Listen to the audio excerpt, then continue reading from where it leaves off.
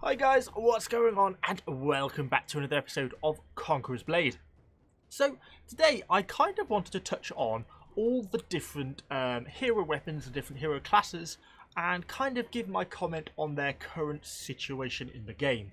Kind of what's the best currently, or what do I feel is the best, what kind of doesn't work so well, what's good for new players, what's good for more experienced players, kind of talk through them and kind of just give my opinions on the different classes and how they interact with each other at the moment. So before we actually dive into each individual class, I guess I should qualify this from saying, one, this video, I'm recording this as of the 9th of October, because heroes get balanced almost always every patch. So give it another month and some of this information may change, and if I say I love the short sword, it may end up getting nerfed in a future patch, although actually it just got nerfed in the last patch. But anyway, you get my point. Things change, so you have to take into account that the hero meta, what heroes are working really well and which ones aren't, kind of is changing constantly. It's also worth pointing out that I haven't played, well, I think I've played every class in the game now, but some of them I haven't played since closed beta, so some of it's been a long time, and my gameplay has improved a lot since then. There's no point me just spending a few hours trying out each class that doesn't give a representation. I'm still it's finally about getting the hang of the poleaxe, and I've been playing that for about a month now, so there's a lot to be said that you have to really dig into these.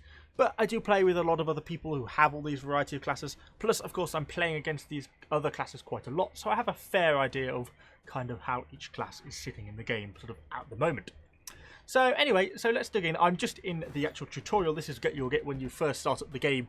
It's basically the point where you get to pick your different weapons, and it kind of tells you a little bit of information about each one, although it doesn't really give you a very effective overview of kind of how these really work. So let's talk about the ranged classes first. So what are the ranged classes? Of course, it's a short bow, just the normal bow. I call it the long bow. It's just a bow, but I'm going to call it the long bow. Sorry. And the musket. They're your three choices when it comes to ranged classes. And they all kind of play a little differently, but the two that are closest together are the musket and the short bow. Both are quite close range, high damaging, stunning type weapons. And then the longbow, or the bow, is kind of pretty unique in the fact that it has its much longer range but a much slower rate of fire. The benefit of being in this tutorial area is we can kind of take a little bit of a look at each class. So you can sort of see the rate of fire you get off the bow. You have to wait till it fully draws. If you don't fully draw it, you'll see the weapon damage drops off massively, 250, whereas if you draw it fully, you're getting a lot more. So you have to fully draw your weapons. And the damage of the longbow drops off over range as well. If you're shooting at someone from a very long way away, you'll find the damage drops off also. So even though this has a much longer range, I can shoot up there and it does actually hit my target. The amount of damage you're going to be doing is significantly less. If we were to say switch to something like a musket, I'm actually out of range by that point. It won't hit. It would never hit a target up there because that's too far away. Even at this range, you're starting to get to the drop-off point, because once you start to go past 15 meters, particularly from the last patch where the musket got a nerf to its stun at anything above 16 meters, then you'll find that the range is much shorter.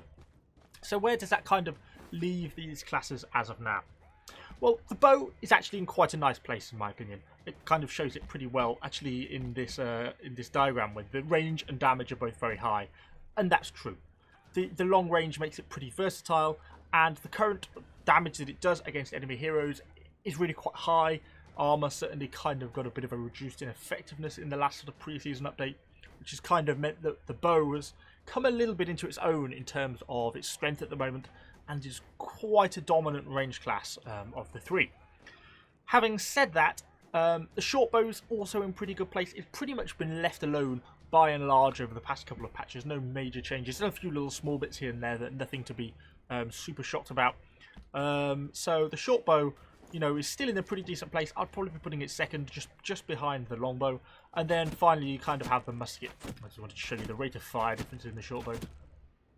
And then finally you have the musket as kind of the third for me. I think the musket excels in certain situations. I think in things like territory wars the musket does pretty well. I also think in death matches and things the musket does pretty well. But for your average siege or field battle, if I had to pick one of those three, I would probably be looking to go for the bow. So moving on from the bow, let's talk about the sort of heavy armor classes, which is the poleaxe, the longsword, and the glaive. Although the glaive can use both armor types. So these kind of the three main heavy damaging melee units which have heavier armor. So they're all kind of different. The closest together probably are the Glaive and the Poleaxe. For me, both the Glaive and the Poleaxe are actually in a pretty strong situation right now. The Glaive got a couple of buffs last patch, which made some of its ultimate Flying Reaper ability unblockable. So it has one of the few unblockable ultimates. Although, having said that, the Poleaxe is blockable, but it's pretty much an unblockable ultimate. So both of them have pretty good ways of being able to pin enemies down with their ultimate. The Poleaxe gets the benefit of having more stunning abilities. So things like Push, things like Bill Hook, both pretty effective abilities that the Poleaxe has access to. And if you don't know what a stunning ability is, that's the ability to stagger an enemy opponent, knock an enemy opponent to the floor, throw them down, something like that. Something that means that they are stunned and cannot use any of their abilities or cannot attack. And that's where the Poleaxe really excels, because it has a lot of those. Plus it has pretty decent damage potential. Plus with the heavy armor, it's relatively tanky. The Glaive has slightly more mobility, but a very slight less damage. It also has pretty intense amounts of reach. You know, some of its spinning attacks, you'll be hitting multiple units at once, which kind of makes it quite effective. Although it's got to be balanced, the fact that a couple of patches ago, there was kind of quite a large nerf to basically all melee units, which basically meant that after you hit, Unit 1 you hit full damage, Unit 2 you hit 95% damage, then 80%, then 60%, so it tails off the more you hit with one strike. And given Glaive was one of those weapons that hit the most people at once, then I think that suffered a little bit in that nerf, but then it's had a couple of buffs in, so it's kind of balanced out. So I would place Poleaxe and Glaive in kind of similar positions. So Longsword and Shield is really all about the tank, because not only do you get a pretty amazing block, you also have your own self-heal. It's the only unit pretty much with a self-heal, bar Nodachi, but that's a little bit different. So it's one of the only units with health seal, and it uses heavy armor, so it means it's kind of a really survivable class, because when things go bad you can just raise your shield and kind of hide. You can heal yourself again pretty easily, in a way that while every class gets a 60-second heal on a cooldown, the Longsword and Shield is much shorter. I think it's around 20 seconds, something like that at the moment. And that kind of makes a real big difference to the amount of damage it does. And of course, as I say, you can always block behind that shield, because it has a really impressive block. And you can just sort of stab around your shield. Whereas any other class, if you attack, then you basically drop your block. So Longsword and Shield is one of those few classes that can really effectively block. But it did have quite a nerf in terms of its healing ability not that long ago, which is one of its main sort of abilities. Is Mercy of Heaven. It used to be really good at it back when I played it. This is the class I started with in the open beta, so it's not quite as overpowered as it once was. It's still a decent class. For me, I'm preferring the Poleaxe at the moment to the Longsword, and I think I would probably pick the Glaive over the Longsword, because I think the damage potential on the Longsword is quite low, and your ability to influence the match ends up diminishing. Although you might be able to stay alive, I don't think there's a lot of point staying alive if you can't really do anything. So I like the Longsword and Shield, still a very good class. For me, I prefer the Poleaxe, but probably for newer players, the Longsword is a very safe and very easy all-around class, in which you can do a decent amount of damage in. So moving on to heavy armor, we go down to the medium armor classes, which are the Spear and the Nodachi. So to start perhaps with the Spear first, Spear just got some really nice buffs in the last patch. Spear is kind of where it's at right now, in my opinion.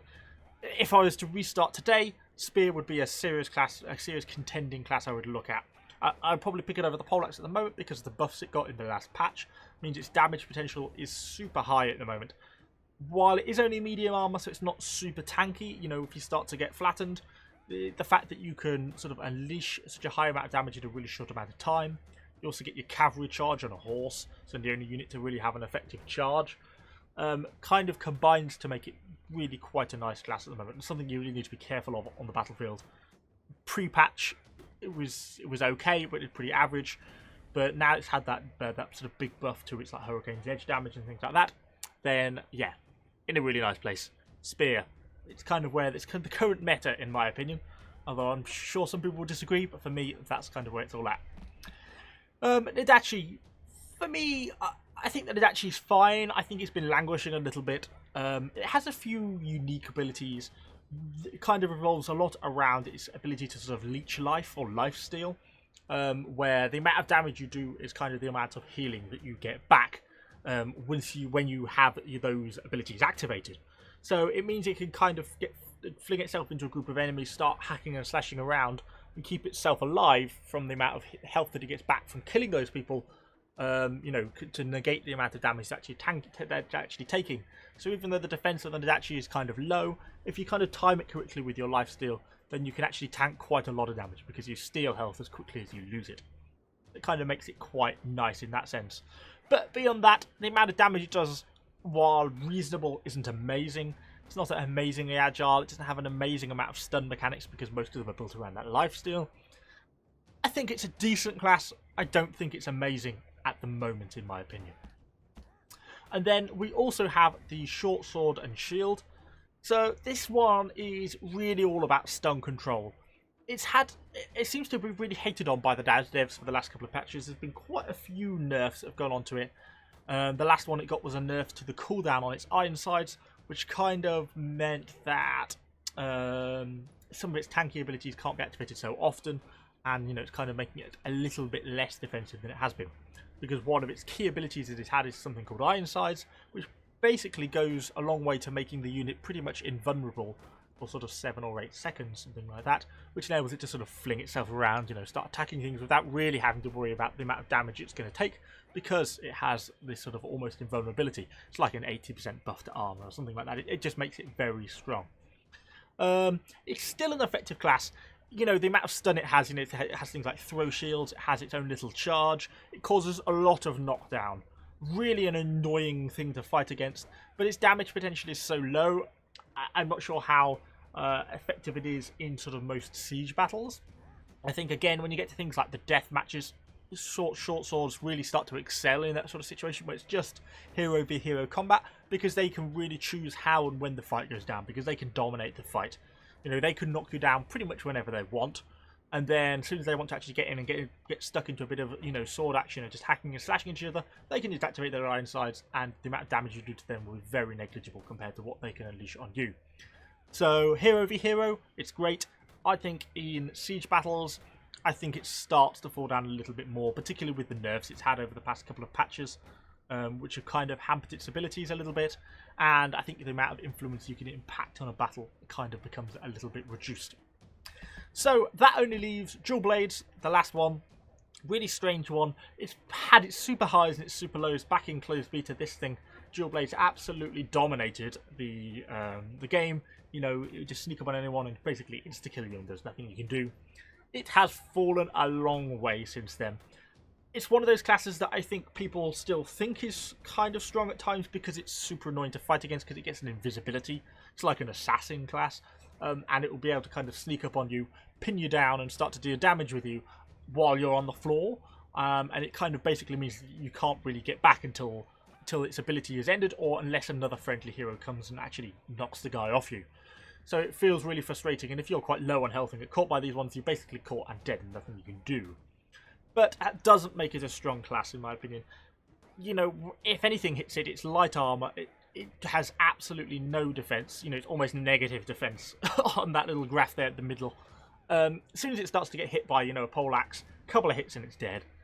It's so weak. Its damage potential, even with its once it unleashes its invisibility, isn't that high.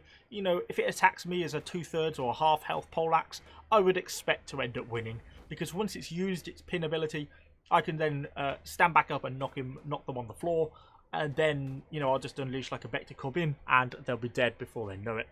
For me, Dual Blades is probably one of the weaker classes in the game right now. It had a very small buff in the last patch, but not one that's going to make any noticeable difference. It had a small buff that goes invisible when you hop off your horse. And then it's also in siege battles and field battles, when a point gets contested, the final flag is under cap, and someone, it's down to you to get on that to stop that. You will step on that, and it will just get flattened by all the infantry on there, because it just does not stand up in any sort of pitched fights. It's just too soft, in my opinion. So for me, Dual Blades, kind of one of the worst classes in the game right now. But, some people probably do get on really well with it, but for me, I don't like it. I think it's quite easy to kill. So really, that kind of sums up my little sort of guide on, or how I feel about the bulk of the classes at the moment. Of course, different people feel different ways about different ones. This is just my opinions, which have kind of been shaped by, obviously the way I've been fighting and the things I've come up against over the past couple of months. As I also say, things will change. In another month, some of these may end up shifting around again, and we may see sort of a new meta really come into the forefront. But yeah, that's pretty much all I've got to say. I'd be really interested to hear what everyone thinks about these down in the comments down below. Of course, subscribe to the channel and we can give you lots more Conqueror Blade content, and I shall see you all on the next video.